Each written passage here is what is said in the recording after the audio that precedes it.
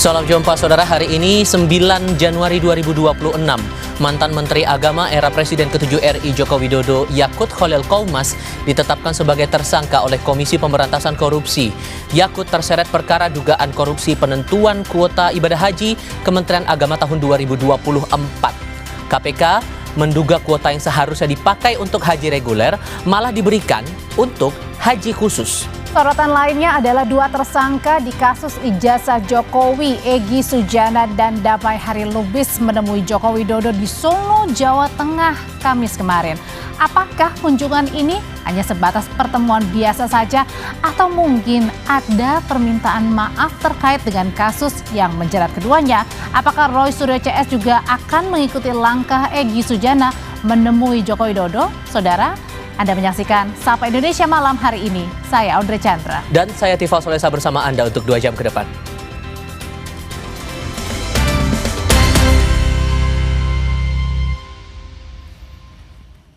Kebakaran menghanguskan 4 rumah kontrakan di kawasan Cipinang Muara, Kecamatan Jatinegara, Jakarta Timur. Kebakaran diduga berasal dari korsleting. Kebakaran di Cipinang Muara 1. Lokasi kebakaran yang berada di permukiman padat penduduk sempat membuat panik warga sekitar.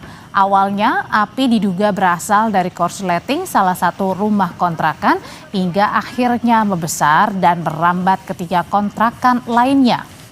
Tak ada korban jiwa dalam musibah ini. Kebakaran berhasil dipadamkan 1 jam kemudian usai 12 unit mobil pemadam dikerahkan ke lokasi.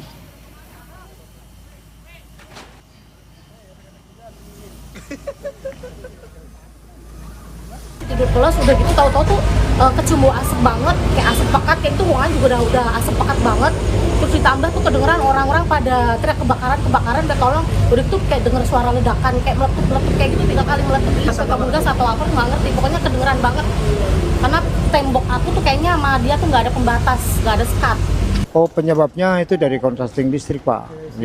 Jadi menyambar karena di belakang banyak bahan yang mudah terbakar sehingga perambatannya cepat. Yang diterjunkan 12 unit. Bergeser ke berita kriminal, saudara. Seorang pengemudi ojek kehilangan motor usai dibegal orang yang menyamar sebagai penumpang. Korban juga terluka pada kepala dan badan karena tusukan senjata tajam. Pelaku menggunakan jasa korban sebagai pengemudi ojek pangkalan dari Selipi, Jakarta Barat. Tiba di TKP, pelaku mengeluarkan senjata tajam dari balik baju lalu menyerang korban. Saat korban tidak berdaya, pelaku langsung membawa kabur sepeda motor. Warga sekitar yang menemukan korban segera memberi pertolongan, sementara pelaku belum diketahui identitasnya.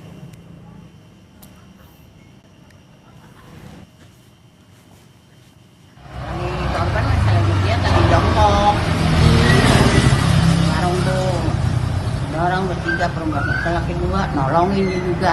Itu orang dia sendirian nolongin ya. Tahu itu orang lewat pulang kerja. Gitu, orang laki 2, perempuan 1. Tapi masih hidup, Bu? Hidup loh di rumah sakit Bayangkara katanya. Masih Bayangkara. Dibawa sama polisi.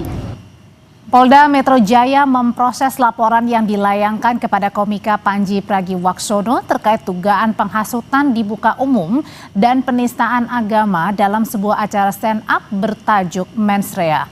Proses laporan kini sedang dalam tahap penyelidikan oleh Polda Metro Jaya dengan melakukan pemanggilan untuk klarifikasi kepada pihak-pihak terkait dan mengumpulkan sejumlah barang bukti untuk kemudian dianalisis lebih lanjut. Polisi akan melakukan klarifikasi terhadap saksi-saksi yang diajukan pelapor, termasuk memanggil Panji sebagai terlapor dalam kasus ini.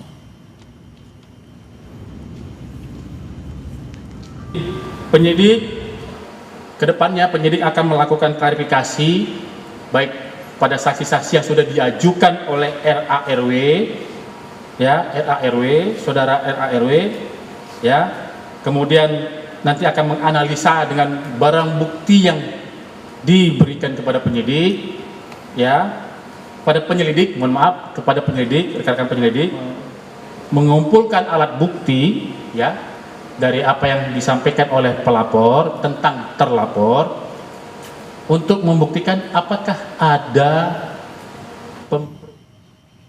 Terkait adanya laporan yang ditujukan kepada komika Panji, Muhammadiyah dan NU sama-sama membantah telah melaporkan komika Panji ke polisi terkait penampilan stand-up komedi Mensreya.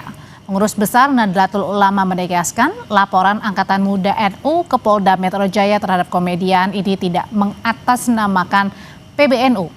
Sementara Ketua Lembaga Bantuan Hukum dan Advokasi Publik PP Muhammadiyah Taufik Nugroho menegaskan Muhammadiyah tidak mengenal ataupun terafiliasi dengan Aliansi Muda Muhammadiyah yang melaporkan komika Panji Pragiwaksono ke polisi. Taufik pastikan Muhammadiyah tidak pernah memberi sikap resmi mengenai stand-up komedi Panji Pragiwaksono bertajuk Mensreya dan bersikap terbuka dengan kritik. Panji Pragiwaksono, seorang stand-up komedi yang kemarin viral dengan mensreanya, dilaporkan ke polisi. Saya selaku Ketua Lembaga Bantuan Hukum dan Advokasi Publik Pimpinan Pusat Muhammadiyah menyatakan bahwa Muhammadiyah tidak pernah membuat sikap resmi untuk melaporkan yang bersangkutan. Jadi Muhammadiyah itu menerima kritik. Kalau itu memang benar kami jadikan alasan membangun, kalau tidak benar akan kami sampaikan klarifikasi. Jadi saya yang membidangi hukum di Persyarikatan Muhammadiyah menyatakan tidak pernah ada laporan polisi dari Muhammadiyah. Kalau di pemberitaan menyatakan dari Aliansi Muda Muhammadiyah tidak mengenal organisasi itu. Komika Panji Pragiwaksono pun merespons laporan polisi terhadap dirinya terkait tayangan stand-up komedi Mensreya. Melalui akun Instagram, Panji menjelaskan saat ini ia sedang berada di Amerika Serikat. Panji berterima kasih atas dukungan kepada dirinya dan menjelaskan ia dalam keadaan sehat dan baik.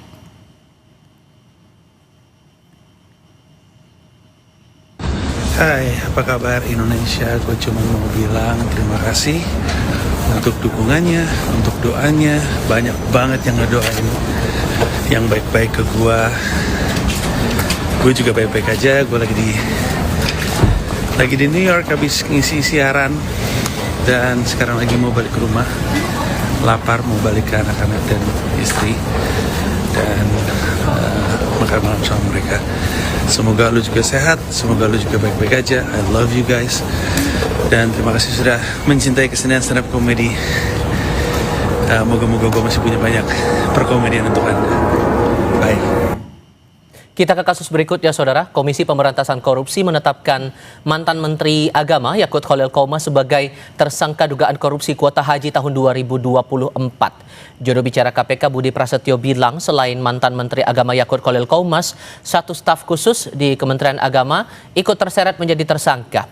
Namun KPK belum merinci berapa kerugian negara yang ditimbulkan sebab masih dalam kalkulasi Badan Pemeriksa Keuangan atau BPK. KPK mengimbau Biro Perjalanan Haji dan Umroh maupun asosiasi bisa kooperatif selama pengusutan perkara. Terkait dengan perkara kuota haji, kami sampaikan update-nya bahwa confirm KPK telah menetapkan 2 orang sebagai tersangka. Yang pertama Saudara YJQ selaku ex-Menteri Agama dan yang kedua Saudara IAA selaku staf sus Menteri Agama pada saat itu. Dalam perkara dengan sangkaan kerugian keuangan negara atau pasal 2 pasal 3. Juru bicara KPK Budi Prasetyo juga menjelaskan KPK menduga ada penyelewengan dalam pembagian 20.000 kuota tambahan yang diberikan pemerintah Arab Saudi. Jika sesuai Undang-Undang Penyelenggaraan Ibadah Haji dan Umroh, 92% dari kuota itu adalah untuk haji reguler. Namun dalam perjalanannya aturan tersebut ternyata tidak dijalankan. Di mana dalam konstruksi perkaranya dari kuota haji tambahan yang diberikan pemerintah Arab Saudi kepada pemerintah Indonesia yaitu sejumlah 20.000 yang seharusnya untuk menutup panjangnya antrian di penyelenggaraan haji reguler, kemudian dilakukan diskresi oleh Kementerian Agama dibagi menjadi 50%, 50%. Sehingga penyelenggaraan haji reguler mendapatkan slot 10.000 dan penyelenggaraan haji khusus mendapatkan slot 10.000 atau dibagi rata. Yang kemudian dari diskresi yang bertentangan dengan undang-undang tersebut mengakibatkan kerugian keuangan negara. Dengan ditetapkannya Yakut Khalil Qaumas sebagai tersangka oleh KPK, ini menambah daftar panjang menteri di era Presiden Joko Widodo terseret kasus korupsi. Setidaknya ada 6 menteri yang sudah menerima vonis dan menjalani hukuman. Ada Idrus Marham, Imam Nahrawi, Edi Prabowo, Juliari Batubara, Johnny G. Plate, dan Syahrul Yassin Limpo. Sementara untuk Tom Lembong juga mendapatkan vonis tapi kemudian mendapatkan abolisi dari Presiden Prabowo. Sedangkan untuk Nadiem Makarim kini menjadi terdakwa dan sedang menjalani sidang.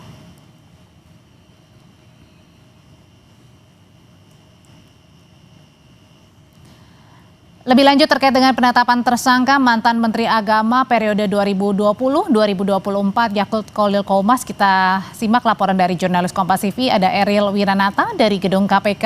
Eril, jadi pasca sudah ditetapkan sebagai tersangka oleh KPK, apa langkah selanjutnya yang akan dilakukan penyidik KPK? Ya, Audrey dan saudara, bahwa memang dari KPK sendiri mengatakan akan melakukan penahanan dalam waktu dekat terhadap dari 2 tersangka, yakni adalah mantan Menteri Agama Yakut Khalil dan mantan dari stafsus Menteri Agama tersebut pada periode 2020 hingga 2024, yang dimana ini terkait dengan kasus korupsi penentuan kuota ibadah haji Kementerian Agama pada tahun 2023-2024. Yang dalam hal ini memang bahwa telah dikonfirmasi terkait dengan 2 tersangka tersebut yang akan dilakukan penahanan dalam waktu dekat untuk melakukan pengungkapan lagi terkait dengan aliran dana, yang dimana memang dalam hal ini juga KPK sudah melakukan koordinasi dengan PPATK tentu saja untuk mencari untuk dengan aliran-aliran dana yang dilakukan dari kasus dugaan korupsi tersebut. Lalu kemudian juga hingga saat ini memang masih dilakukan penghitungan atau kalkulasi dari BPK terkait dengan kerugian negara atas dari kasus korupsi kuota ibadah haji, yang dimana memang jika kita melihat saat ini KPK menggunakan pasal 2 dan 3 terkait dengan Undang-Undang Tipikor, yaitu adalah terkait dengan kerugian negara,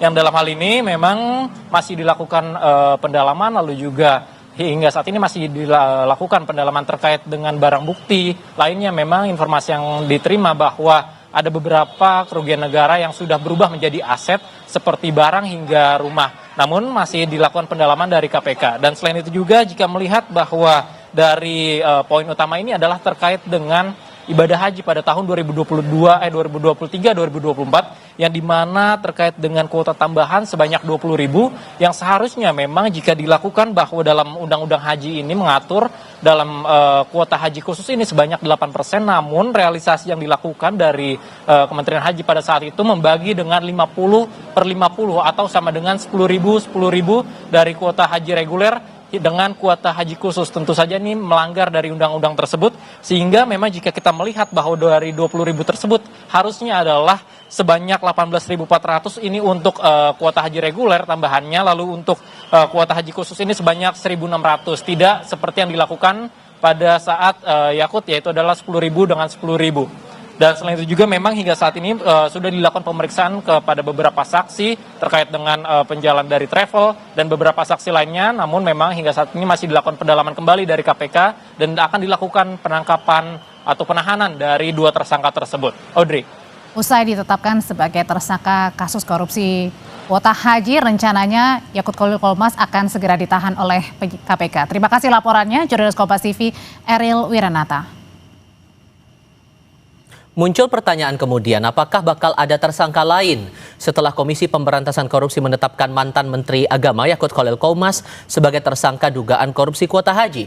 Saya diskusikan ini bersama peneliti Pusat Kajian Anti Korupsi UGM Zainur Rahman. Mas Zainur, apa kabar? Selamat sore, kabar baik.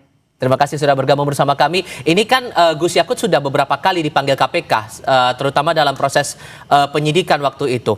Membaca konstruksi hukumnya setidaknya sejauh ini, apakah memang sesulit itu kemudian KPK melakukan penyidikan dan baru kemudian sekarang Gus Yakut ditetapkan sebagai tersangka? Ya, memang ini ada banyak pertanyaan publik ya, yang harapannya nanti bisa terjawab dengan jelas di persidangan yang terbuka untuk umum. Kenapa demikian? Misalnya, saya juga bertanya-tanya, mengapa menggunakan pasal 2 atau pasal 3 Undang-Undang Tipikor yang sekarang menjadi pasal 603 atau 604 KUHP? Mengapa bukan menggunakan pasal suap atau gratifikasi? Apakah ini soal kebijakan dari Menteri Agama yang dianggap melanggar pasal 64 Undang-Undang Haji, di mana di sana seharusnya untuk kuota ibadah haji khusus itu hanya 8%, tetapi ketika ada tambahan diberikan kuota sebesar 50%. Yang menjadi pertanyaan, ketika ada seorang pejabat negara melakukan penyalahgunaan kewenangan atau melawan hukum, tujuannya untuk apa? Ya biasanya karena ada konflik kepentingan, ada suap, ada gratifikasi, ada interest pribadi. Seharusnya itu yang dikejar oleh KPK. Sehingga ini harapannya nanti ketika sudah ditetapkan sebagai tersangka ini, KPK akan segera untuk membawanya ke pengadilan agar semua bisa diperlihatkan kepada publik secara terang benderang bagaimana dulu pengambilan kebijakan untuk penentuan kuota ibadah haji khusus tambahan yang kemudian harusnya 8% menjadi 50% itu. Apakah murni karena keputusan diskresi oleh Menteri Agama atau dipengaruhi oleh interest yang melawan hukum? Itu yang paling penting. Tapi apakah memang sulit untuk menggali kasus ini sampai akhirnya baru sekarang ketahuan Gus Yakut harus bertanggung jawab dalam kasus ini versi penyidik KPK? Harusnya kalau saya boleh berkomentar, tidak ya. KPK itu sudah pernah menyampaikan kepada publik bahwa ada dugaan aliran dana dari pihak-pihak swasta, dalam hal ini adalah penyelenggara ibadah haji khusus, kepada penyelenggara negara yang berada di Kementerian Agama. Artinya itu kan ada dugaan suap atau paling minim adalah gratifikasi. Nah kan kemudian dengan pendekatan follow the money harusnya itu bisa dipetakan dengan laporan hasil analisis transaksi keuangan, uang itu dari mana, kepada siapa, kemudian dibagi kepada siapa saja, untuk tujuan apa. Dugaannya ini kan ada jual beli kuota dari travel ini agar mereka bisa mendapatkan kuota tambahan, karena kuota tambahan itu kan cukup besar ya, 8% naik menjadi 50% ya dari 20.000 itu ya, artinya kan ini potensi keuntungan yang relatif besar bagi mereka sehingga mereka dengan cara apapun memperebutkannya. Nah itu yang seharusnya diusut oleh KPK dari dulu. Saya juga bertanya-tanya kenapa ini kemudian berkepanjangan baru sekarang untuk ditetapkan sebagai tersangka. Yang juga menarik begini, karena pengumuman tersangka ini kan awalnya sempat dijanjikan KPK baru akan diumumkan tersangka itu setelah tahu nilai kerugian negaranya, tapi sekarang malah kebalikannya. Ini bagian dari strategi kah menurut Anda? Ya itu juga jadi pertanyaan, salah satunya gitu ya. Nah soal apakah KPK itu harus meminta kepada BPK dulu untuk menghitung atau sebenarnya KPK bisa menghitung sendiri, itu perdebatan yang tidak akan pernah selesai. Tetapi berdasarkan praktik dan berdasarkan putusan Mahkamah Konstitusi, KPK itu boleh menghitung sendiri kerugian keuangan negara yang terjadi pada sebuah perkara korupsi. Dan itu sudah ada sekian banyak putusan pengadilan yang menguatkan itu. Meskipun mungkin ada beberapa hakim yang meminta agar perhitungan keuangan negara, kerugian keuangan negara itu dilakukan oleh Badan Pemeriksa Keuangan. Nah seharusnya KPK dari awal hitung sendiri kalau memang mau mengumumkan segera. Tapi kalau KPK memang minta kepada BPK untuk membantu menghitungkan, harusnya pengumuman ini dilakukan setelah keluar hasil penghitungan oleh BPK. Tinggal KPK pilih mana metode yang menurut mereka paling tepat, kemudian konsekuen. Nah saya lihat di sini agak tidak nyambung, minta bantuan kepada BPK untuk hitung, tetapi umumkan tersangkanya sebelum hitungan BPK itu diterima oleh KPK. Apakah ini kemudian tidak menimbulkan risiko sendiri bagi KPK? Itu juga menjadi sebuah pertanyaan. Nah, saya melihat ini terlalu banyak pertanyaan untuk kasus yang sebenarnya dari sisi konstruksi perkaranya tidak terlalu rumit. Nah, ini harapannya KPK bisa buat konferensi pers yang jelas. Ini kan belum ada konferensi pers yang jelas ya. Baru sekadar keterangan dari jubir dan juga jawaban secara melalui pesan singkat oleh salah satu pimpinan KPK. Tidak seperti kasus-kasus lain yang KPK membuat konvers oleh pimpinan KPK, kemudian dijelaskan kronologi kasus posisinya secara jelas, kemudian bagaimana KPK akan menyelesaikan perkara ini. Nah, ini kan baru 2 ya tersangkanya. Yang lain bagaimana gitu? Karena baru 2, tapi Anda membacanya konstruksi yang ada sekarang masih ada kemungkinan tersangkanya bertambah? Jelas. masa hanya 2 orang inilah, itu kalau memang ada jual beli kuota misalnya, jual beli kuota itu siapa yang membeli? Yang membeli juga harus dijerat, yang membeli ya mereka-mereka para penyelenggara ibadah haji khusus itu, travel haji khusus itu gitu ya. Juga para penyelenggara negara di internal Kementerian Agama yang KPK pernah sampaikan informasi ada pihak-pihak yang diduga menerima aliran dana. Kan itu informasi itu kan kalau saya baca berbeda dengan pejabat yang 2 ini yang ditetapkan sebagai tersangka. Artinya harusnya KPK kalau mau umumkan tersangka selesaikan dulu ya penyidikannya, siapa saja yang harus ditetapkan sebagai tersangka, baru kemudian diumumkan kepada publik tersangkanya A, B, C, D, E, F, dan seterusnya dengan masing-masing perbuatan yang dilakukan. Peran apa yang dilakukan oleh para tersangka ini sesuai dengan kapasitas mereka masing-masing dan kemudian KPK jelaskan kepada publik apa langkah ke depan yang akan dilakukan baik dari aspek penuntutannya untuk menyelesaikan perkara ini secara pidana maupun bagaimana ke depan agar penyelenggaraan ibadah haji ini tidak terus-menerus menjadi kasus korupsi. Karena kan Kementerian Agama ini langganan. Menterinya langganan menjadi tersangka korupsi, kan ini sangat memalukan ya. Meskipun kasusnya beda-beda ya, ada kasus haji, ada kasus untuk dana operasional menteri, tetapi intinya ini butuh pendampingan dari KPK. Meskipun nanti ke depan mungkin akan ada jawaban, oh ke depan nggak akan itu ada korupsi di Kementerian Agama terkait dengan ibadah haji. Ya iya, karena sudah dipindah ke Kementerian Haji, ada kementerian baru gitu ya. Pertanyaannya itu kementerian baru apakah akan menjawab masalah atau ikut kena penyakit dari Kementerian Agama, itu juga masih menjadi pertanyaan lagi. Nah, nama Yakut Kholil ini pada akhirnya kan menambah daftar jajaran menteri di era Presiden ke-7 RI Joko Widodo yang tersangkut dalam kasus korupsi. Muncul pertanyaan juga di publik begini, Mas. Masih ada celah tampaknya untuk dalam proses pembuatan kebijakan dan pada akhirnya ada tindakan korupsi di situ. Sejauh mana Anda membaca atau menganalisis ini semua?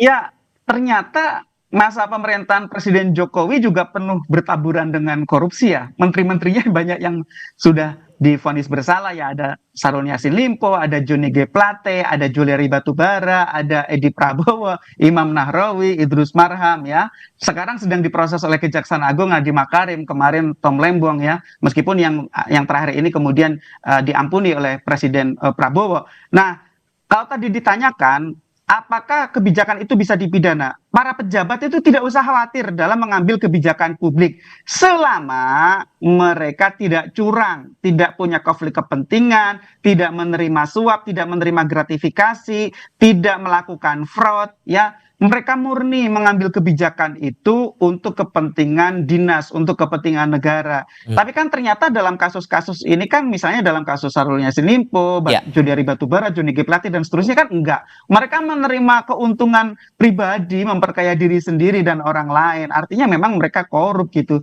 Nah, kalau mereka memang korup ya KPK harus tegas, dan saya mengapresiasi KPK ya kembali masuk ke liga utama dengan menangani korupsi yang dilakukan selevel menteri gitu ya. Bahkan ada satu wakil menteri Prabowo nih yang lagi diproses oleh KPK, Immanuel Ebenezer Wamenaker ya. Sehingga harapannya pemberantasan korupsi itu memang berfokus kepada pelaku-pelaku yang jabatannya tinggi, menyangkut hajat hidup orang banyak, menimbulkan kerugian keuangan negara yang besar. Sehingga itu adalah perkara-perkara strategis, KPK bisa efektif, efisien di dalam menggunakan sumber dayanya, sehingga hasilnya bisa lebih berdaya guna. Begitu. Oke, Mas Zainur Rahman, terima kasih banyak sudah mau berbagi perspektif bersama kami kali ini. Sehat selalu ya Mas, selamat sore. Terima kasih. Sorotan hukum berikutnya, Polda Metro Jaya akan melanjutkan pemeriksaan YouTuber yang juga dokter estetika Richard Lee pada 19 Januari 2026. Kasubit Penmas Polda Metro Jaya, Kombes Reonal Simbahjuntak mengatakan Richard Lee diperiksa tanpa surat panggilan karena melanjutkan pemeriksaan pada Rabu kemarin. Richard Lee ditetapkan sebagai tersangka kasus dugaan pelanggaran perlindungan konsumen. Kasus yang menjerat Dr. Richard Lee berawal dari laporan influencer Dr. Samira Farahnas atau yang dikenal sebagai dokter detektif. Keduanya ini kemudian saling lapor yang berujung pada baik Doktif maupun juga Dr. Richard ini menjadi tersangka dengan pasal berbeda. Ini tanpa surat panggilan ya. Karena masih melanjutkan pemeriksaan yang kemarin kan dihentikan dulu ya, dan sudah sepakat tanggal 19 Januari 2026 akan dilanjutkan lagi pemeriksaan lanjutannya, ya, tanpa melayangkan surat panggilan. Yang di dalamnya apa, Pak? Ya, dari kemarin sudah kami sampaikan, ya, masih melanjutkan pertanyaan ke 74 sampai ke 85, karena kemarin kan baru sampai ke pertanyaan 73.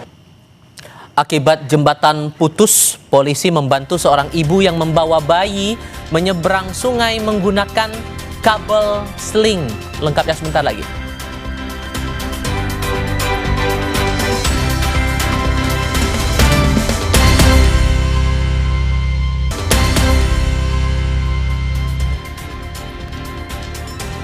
Bertemu kembali saudara, Polda Nusa Tenggara Timur menetapkan nahkoda dan kepala kamar mesin kapal wisata Putri Sakinah sebagai tersangka dalam insiden tenggelamnya kapal yang menyebabkan 4 warga negara Spanyol meninggal dunia.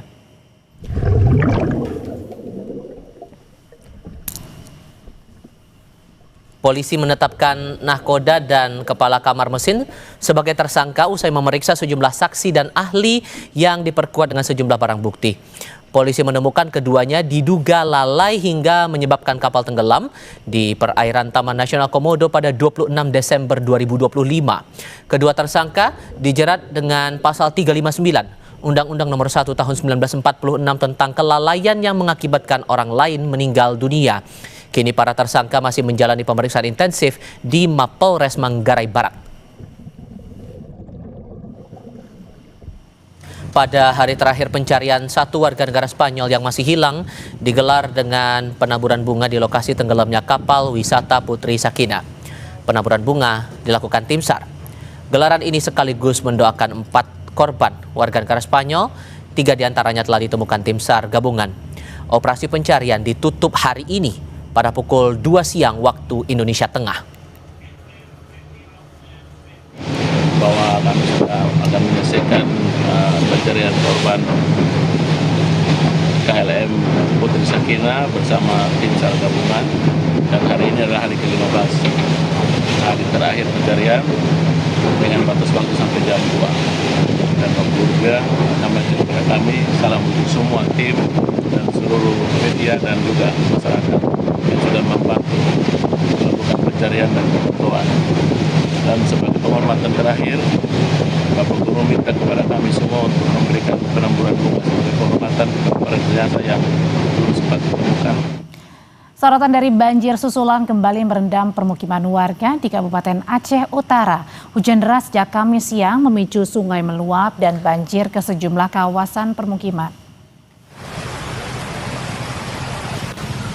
Banjir susulan mengenai rumah warga di 4 kecamatan, yakni di Langkahan, Tanah Jambu Aye, Cot Girek, dan Loksokun, Aceh Utara. Banjir pun merendam sejumlah tempat pengungsian untuk korban banjir di Kecamatan Langkahan.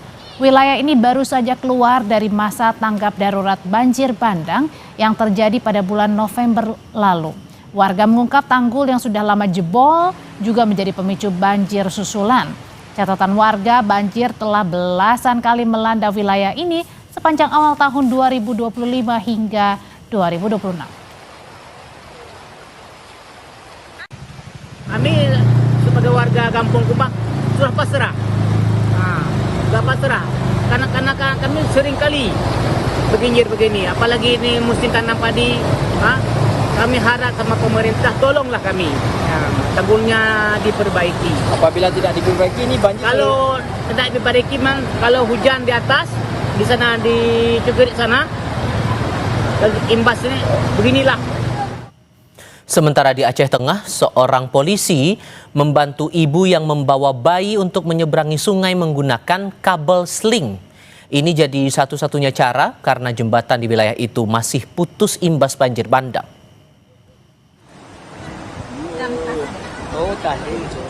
Polisi ikut menyeberangi sungai sambil menggendong bayi melewati arus sungai yang deras di Kecamatan Ketol, Aceh Tengah. Warga benar-benar menggantungkan mobilitas dari Desa Bah, Kecamatan Ketol, karena akses utama masih terputus. Desa Bah masih terisolasi akibat banjir bandang pada November lalu. Tidak hanya ibu dan bayinya, petugas juga bersiaga membantu warga lain untuk menyeberangi sungai. Kemudian beliau hendak pulang ke rumahnya di salah satu desa yang tadi aksesnya terputus dengan membawa bayinya karena ibu tersebut baru saja melahirkan. Kebetulan di situ ada anggota kami yang memang cukup berisiko, namun itu merupakan salah satu cara untuk para warga masyarakat menyeberang dari satu desa antar desa di kecamatan tersebut. Pemerintah Provinsi Sumatera Utara tengah mengumpulkan dan memperbaharui data pemulihan bencana Sumatera Utara. Pencarian korban hilang juga berlanjut meski status tanggap darurat sudah berakhir. Status tanggap darurat bencana banjir dan longsor Sumatera Utara berakhir pada tanggal 31 Desember 2025. Dan kini Sumatera Utara masuk dalam masa transisi darurat hingga bulan Maret 2026. Pemerintah Provinsi Sumatera Utara memastikan pengumpulan data selesai pada pekan ini untuk dasar pembangunan huntara dan huntap korban bencana. Terkait 42 korban yang masih hilang, Gubernur Sumatera Utara Bobi Nasution memastikan pencarian tetap dilanjutkan. Ini harus sudah masuk semua, tapi kan update ya, karena kan ada yang masih desa yang masih terisolir secara pendataan, bukan logistiknya, tapi ada yang ini rumahnya yang info di lapangan sama yang masuk ini kan pendataan harus terkonfirmasi. Jadi data ini sudah dimasukkan dan tahap verifikasi dari BNPB untuk penanganan korban dan pencarian korban ditinggalkan tidak. Ini terus dilakukan. Kita ke kawasan Indonesia Tengah. Korban banjir bandang dan longsor di Kepulauan Sitaro, Sulawesi Utara yang tinggal di pengungsian mulai terserang gatal-gatal hingga ISPA. Yang paling banyak dirasakan warga adalah infeksi saluran pernapasan atas atau ISPA, diare, serta penyakit kulit seperti gatal-gatal akibat kondisi lingkungan yang lembab dan kurang bersih. Dinas Kesehatan setempat mendirikan posko kesehatan yang terpusat di Museum Ulu Siau yang lokasinya lebih dekat ke pengungsian untuk penanganan lebih cepat terhadap para terdampak.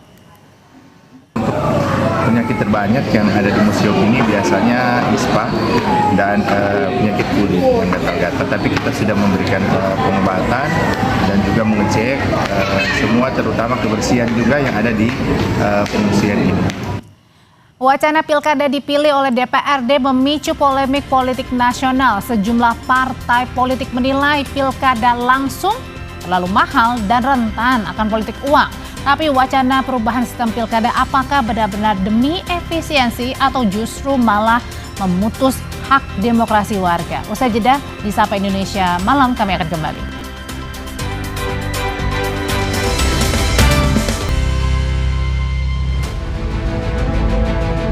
Pemilihan kepala daerah secara langsung yang menjadi salah satu hasil reformasi kini kembali dipertanyakan. Wacana pilkada dipilih oleh DPRD kembali menguat dan memicu polemik. Sejumlah partai politik pendukung pemerintah menilai pilkada langsung terlalu mahal, syarat konflik, dan rentan politik uang. Namun kritik keras datang dari oposisi dan kalangan pakar yang menilai usul ini sebagai langkah mundur demokrasi. Wacana ini pertama kali menguak ke ruang publik saat Ketua Umum Partai Golkar, Bahlil Lahadalia, menyampaikan pernyataan dalam peringatan HUT Golkar Desember lalu. Bahlil menilai pilkada langsung menimbulkan biaya politik tinggi, konflik horizontal, dan memecah masyarakat di daerah. Ia pun mengusulkan pilkada dikembalikan melalui pemilihan oleh DPRD. Khusus menyangkut pilkada Bapak Presiden, 1 tahun lalu kami menyampaikan kalau bisa pilkada dipilih lewat DPR saja. Banyak pro dan kontra. Tapi setelah kita mengkaji, alangkah lebih baiknya memang kita lakukan sesuai dengan pemilihan lewat DPR Kabupaten Kota, biar tidak lagi pusing-pusing. Oleh karena itu kami memandang pembahasan RUU bidang politik seyogyanya bisa dimulai tahun depan. Pernyataan ini lantas mendapat dukungan dari partai koalisi pemerintah. Terdapat 6 partai yang menyatakan dukungannya terhadap usulan tersebut, yakni Golkar, PAN, Gerindra, PKB, Nasdem, dan Demokrat. Partai koalisi pemerintah menyatakan siap membahas perubahan sistem pilkada melalui revisi undang-undang politik. Argumen yang dikemukakan hampir seragam. Pilkada langsung dinilai boros anggaran, memicu polarisasi, dan membuka ruang transaksi politik. Di wali kota maupun gubernur itu ongkosnya sangat besar. Belum dari sisi negara ya, dari sisi negara dalam hal ini mengenai pembiayaan ya. Nah, inilah yang kemudian kalau kajian di kami internal Partai Gerindra, kami memang terus terang salah satu yang mengusulkan atau berpendapat bahwa kita berkehendak untuk mengembalikan sistem pemilihan kepala daerah itu melalui mekanisme di DPRD. Sedangkan Partai Demokrat yang menjadi partai yang paling baru menyatakan dukungannya dan akan selaras dengan Presiden Prabowo Subianto soal sistem pilkada melalui DPRD, baik dipilih langsung maupun melalui DPRD, asal tetap menghormati dan mendengar suara rakyat. Partai Demokrat menegaskan kebijakan ini harus melibatkan partisipasi publik yang luas. Pengamat politik Ray Rangkuti menilai perubahan sikap Partai Demokrat tidak lepas dari dinamika kekuasaan. Pemilihan kepala daerah oleh DPRD dinilai akan menarik kembali hak politik rakyat dan memperkuat kontrol elit terhadap kepemimpinan daerah. Yang paling aneh itu menurut saya adalah di mana tingkat kepercayaan masyarakat terhadap anggota DPR dan DPRD begitu rendah, loh kok malah hak yang paling esensial dari warga negara itu mau diambil lagi oleh partai politik. Lalu gimana lagi peran masyarakatnya gitu. Nah sekarang pertanyaannya begini. Kan dipilih langsung dan tidak langsung itu kan sama saja. Ya beda. Baik. Dipilih, itu sederhana aja melihat pemilihan langsungnya itu juga sebenarnya tidak bisa disamakan. Oke, Bung Ray. Sederhana gini loh. Kalau kita mau mencari pasangan hidup, lebih baik dipilih sendiri oleh kita atau dipilihkan orang lain. Berbanding terbalik, PDI Perjuangan tegas menolak wacana pilkada dipilih oleh DPRD. Partai pimpinan Megawati Soekarnoputri ini menilai usul tersebut beresiko melanggengkan kekuasaan elit politik. Tapi mari kita bedah satu-satu lah. Misalnya anggaran yang begitu besar di tingkat penyelenggaraan. Tadi saya sudah sampaikan, kan ini bisa digabung dengan pemilu lain. Apakah dengan pemilu DPRD sebagaimana diputuskan MK, atau digabung dengan Pilpres. Jadi penyelenggaraan hari yang sama, ya. Lalu kemudian yang membedakan cuma tambahan surat suara, kan misalnya begitu, ya. Lalu ada cara milih tadi, apakah dengan e-voting. Jadi soal itu saya kira tidak terlalu masalah, termasuk di pihak pasangan calon. Kalau yang dimaksud adalah biaya paslon, ya, termasuk money politik. Ini menurut saya sih dosa partai politik. Pertama, salah satu yang membuat biaya besar bagi paslon itu adalah mahar partai politik. Saya punya pengalaman, satu kursi itu bisa sampai 1 miliar, saya dengar 2 miliar.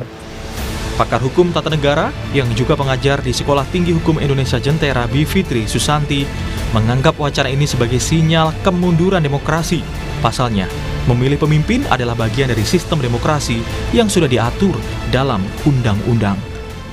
Pasal 18 yang namanya pemilihan yang demokratis itu adalah pemilihan secara langsung. Jadi rule dan relnya sebenarnya sudah lebih dari jelas bahwa yang diinginkan oleh pasal 18 Undang-Undang Dasar adalah pemilihan yang demokratis. Jadi relnya sudah jelas di situ ya. Nah kemudian kedua, kalau soal biaya, mari kita telaah. Biaya tinggi itu sebenarnya biaya apa? Menurut saya ada dua, formal dengan informal. Yang paling besar menurut saya yang seakan-akan begitu membengkak adalah biaya-biaya yang sebenarnya informal. Kita tidak bisa buktikan secara hukum paling tidak sejauh ini, tapi kita juga paham misalnya bagaimana banyaknya tadi kalau dikatakan masyarakat memilih karena isi tas. Oke, yang memberikan isi tas siapa? Ada gitu ya. Tidakkah berarti yang kalau mau bicara membongkar sistem, bongkarlah dulu partai politiknya dan sistem pemilunya, bukannya malah mundur lagi ke masa Orde Baru. Pilkada langsung selama ini memungkinkan masyarakat memilih pemimpin yang memiliki kedekatan dengan rakyat.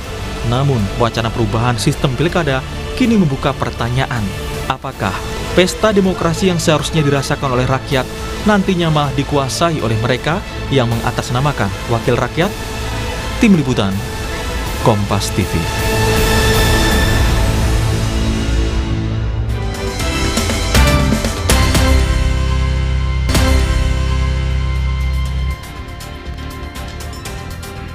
Saudara, dua tersangka dugaan fitnah dan pencemaran nama baik Egy Sujana dan Damai Hari Lubis menemui Presiden ke-7 RI Joko Widodo di Solo, Jawa Tengah Kamis sore. Pertemuan didampingi oleh kuasa hukum serta relawan Jokowi. Pertemuan di rumah pribadi Jokowi berlangsung tertutup. Tak ada keterangan apapun dari Presiden ke-7 RI Joko Widodo maupun juga dari kubu Egy Sujana dan Damai Hari Lubis. Wakil Ketua Dewan Pembina PSI Grace Natali yang sempat menemui Joko Widodo menyebut permintaan maaf dari para tersangka pencemaran nama baik kepada Joko Widodo bisa saja dilakukan, namun proses hukum harus tetap berjalan. Ya, namanya kita kehidupan sesama ya namanya ada orang yang mau minta maaf tentu kita terima ya, masa nggak terima. Tapi kalau ada pelanggaran hukum saya pikir itu masalah yang tetap harus diperhatikan. Proses hukum yang sudah berjalan kan, ya kita hormati prosesnya sudah berjalan agar ada kepastian ya. Bukan untuk Pak Jokowi saja tapi untuk seluruh orang di Indonesia agar tidak dengan semena-mena bisa dicederai. Sekjen Rejo Prabowo Gibran Muhammad Rahmat yang juga hadir dalam pertemuan mengatakan pertemuan antara Joko Widodo, Egy Sujana dan Damai Hari Lubis berlangsung dalam suasana baik dan juga hangat. Tapi ia tidak merinci apakah dalam pertemuan tersebut ada permintaan maaf dari para tersangka pencemaran nama baik Joko Widodo. Alhamdulillah pertemuan berjalan dengan sangat baik. Kami semua disambut dengan sangat baik oleh Bapak Jokowi dan mudah-mudahan pertemuan ini menjadi perekat bagi kesatuan bangsa kita yang akan datang. Demikian, terima kasih. Assalamualaikum. Ditambahkan Sekjen Rejo Prabowo Gibran Muhammad Rahmat sebelum bertemu Egy Sujana pernah menitipkan sebuah buku untuk Jokowi. Buku itu kemudian ditandatangani Egy Sujana.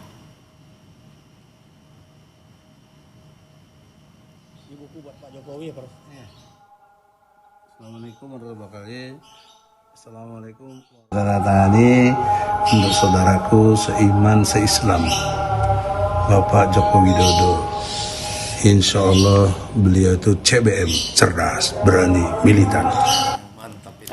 Jauh sebelum ditetapkan sebagai tersangka, Egy Sujana pernah secara terbuka menantang Jokowi memperlihatkan ijazah aslinya ke publik. Egy bahkan mengaku siap meminta maaf jika Joko Widodo memang benar-benar menunjukkan ijazah aslinya.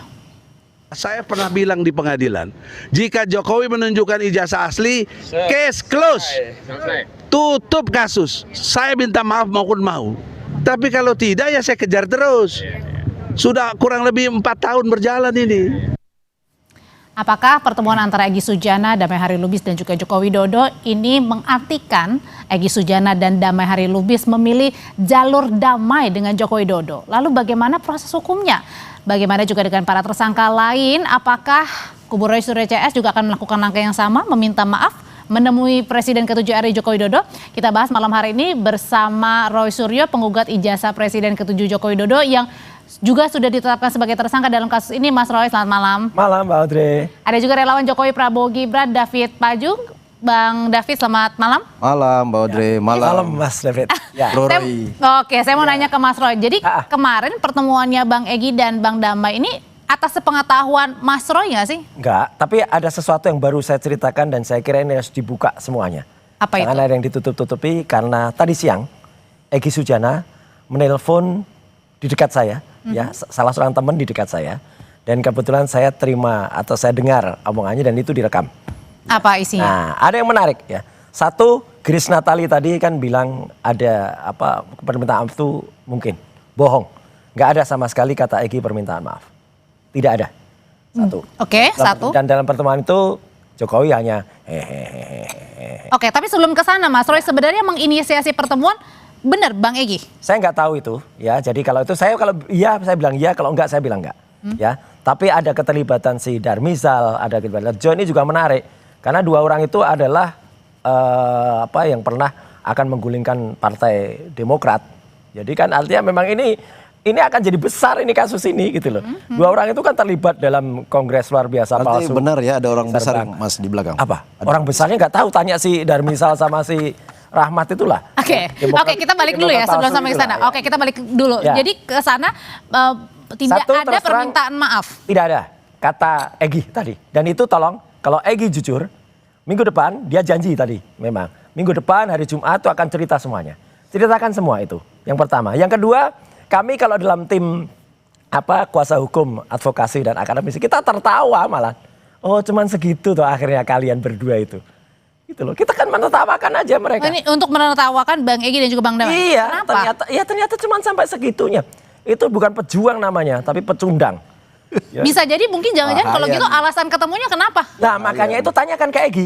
Jadi saya kira untuk baiknya Egy harus menerima telepon dari redaksi. Jadi udah pecah dong nih kongsinya. Kenapa? Kongsinya udah pecah. Dari dulu memang kami nggak pernah saya tidak pernah bersama-sama dengan Egy dalam satu kuasa hukum, nggak ada. Oke. Egy juga tidak di bawah Pak Kosinudin, Egy juga tidak di bawah Abraham Samad, juga tidak di bawah Pak Petrus Celestinus. Chemistry yang sama. Ya, yang ketiga yang paling penting, Egy harus jujur.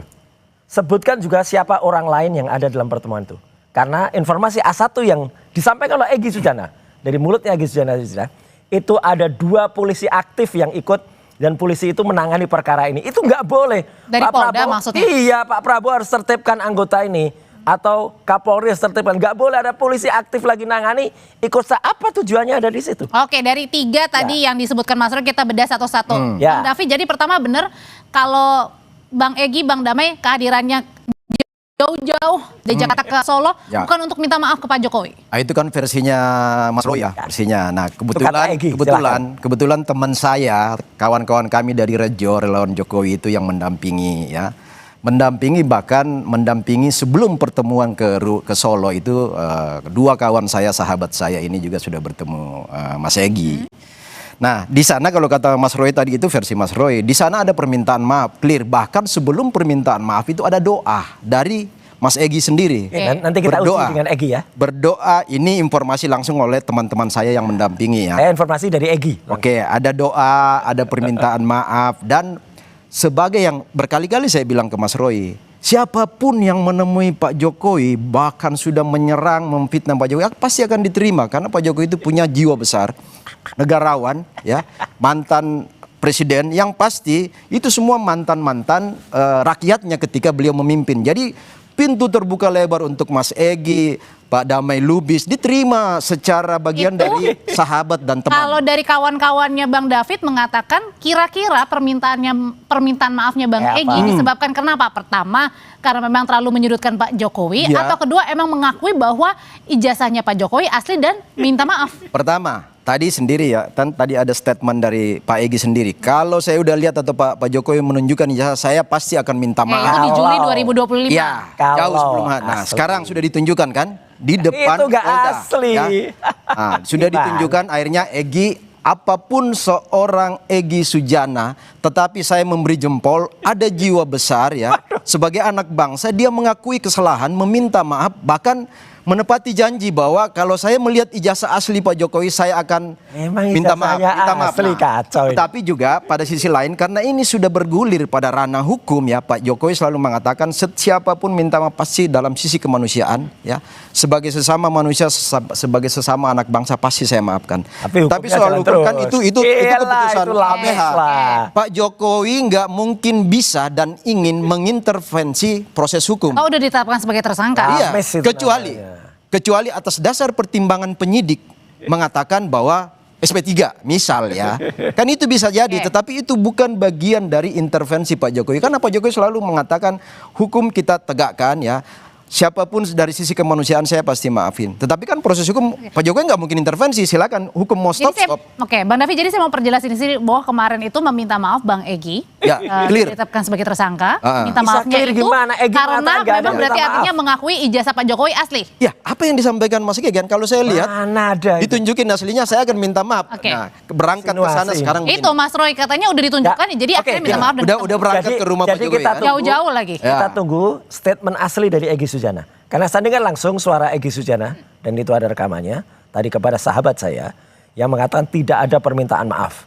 Ya, kemudian ada 2 polisi aktif yang juga menangani masalah ini ada juga di situ. Itu nggak boleh sama sekali. Pak Prabowo tolong tertibkan ini, nggak boleh dong. Tapi kalau misalnya nggak minta maaf, kalau gitu ngapain jauh-jauh datang? Ya nggak tahu, makanya kita gini, daripada kita ngomong testimonium di auditu, saya juga mendengar, meskipun saya mendengar langsung suara dia. Tapi kalau ini kan mendengar langsung dari mendengar tidak langsung karena kan temannya sudah datang ya. Ya sahabat, dan kita dapat info. Ya sahabatnya kan juga terlibat lah dalam dulu pembegalan partai gitu. Satu lagi nih. Udah konditennya udah jelas lah dia lah gitu lah. Dua orang itu Darmizal sama Rahmat tuh udah jelas lah. Sekarang gini. Jadi gini, kita tunggu aja Egy Sujana untuk ngomong. Udah gitu aja. Ya. Itu paling bagus. Sujana ya, orang yang punya jiwa besar, saya kasih jempol. Nah sekarang kita nunggu giliran Mas Roy. Kapan mau berangkat ke Solo? Ngapain? Tak dampingin Mas. Tak dampingin. Ya. Untuk apa? Untuk minta maaf? Untuk minta maaf. Ngapain juga dia harus minta maaf ke seluruh rakyat Indonesia. Memaafkan, syukur-syukur nanti proses penyidikan ada jalan keluar. Lebih dari 10 tahun dia menipu rakyat dengan ijazah yang 99,9% palsu. Tapi Bang Egy aja dikatakan katanya sudah minta maaf dan berarti artinya mengakui bahwa ijazah Pak Jokowi asli. Mau ke Solo. Oke, sekarang kita tunggu. Ngapain dia yang harus minta maaf dan nggak harus ke saya?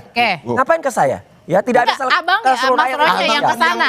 Yang sekarang ngapain juga ke sana? Mas Roy sekarang tersangka datang ke sono tak dampingin. Alah ngapain juga? Ada juga nggak punya legal standing untuk melakukan itu. Nggak ada. Juga menganggap kasihan Mas Roy loh. Nggak ada yang kasihani, dia yang harus dikasihani. Lah sekarang sudah menjadi tersangka daripada ini terus ribut. Apalagi kemarin ada laporan baru Mas Roy. Oh iya, sekarang begini. Justru orang-orang itu yang harus kemudian menerima ya nanti panggilan dari Polda Metro Jaya karena kemudian melakukan tindakan ya pencemaran nama baik dan kemudian fitnah. Dan laporan saya sudah masuk kepada 7 orang. Gini, 7 orang. Kaitan dengan itu Mas Roy ya. Ini saya bilang juga, mungkin bapak-bapak Polda dengarlah suara aspirasi rakyat dan kami. Apa rakyat? Karena selama ini Mas Roy CS ini sudah tersangka, masih dibiarkan terus di luar, belum ditahan, akhirnya terus mengulang-ulang perbuatan, membuat kekeseruan kan. Sekarang gini. Artinya adalah Anda meminta segera ditahan lagi. aja. Laporan ini kan turunan-turunan dari kasus ini. Berkembang menjadi efek domino, kasus baru. Mas Roy melaporkan lagi yang lain. Semua awalnya dari ijazah palsu Jokowi. Masih bebas di luar kan?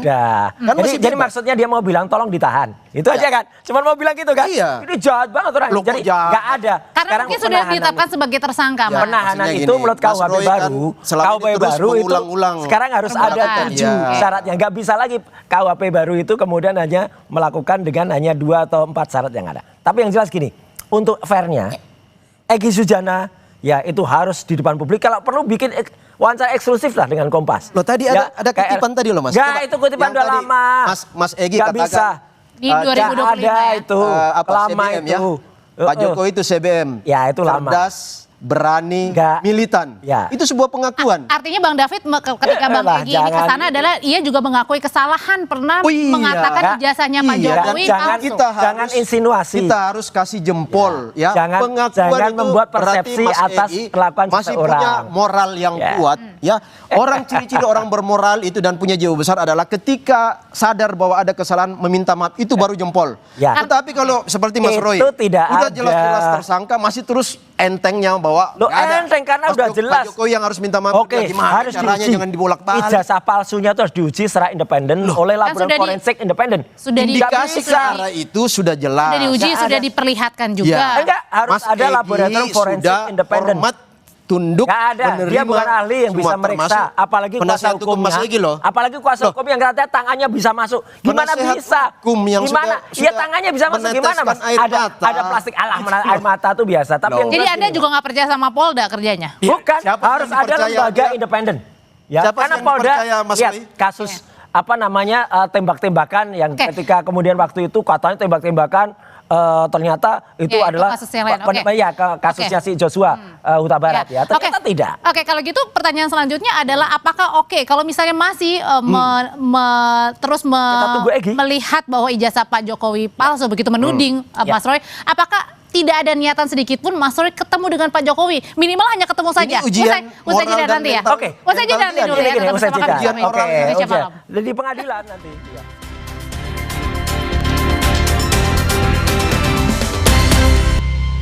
Mas Roy, apakah pertanyaannya tahu dulu kalau misalnya orang itu salah atau enggak baru minta maaf? Kenapa enggak datang aja? Enggak usah, yang penting itu datang tuh. Jokowi datang di pengadilan di Solo.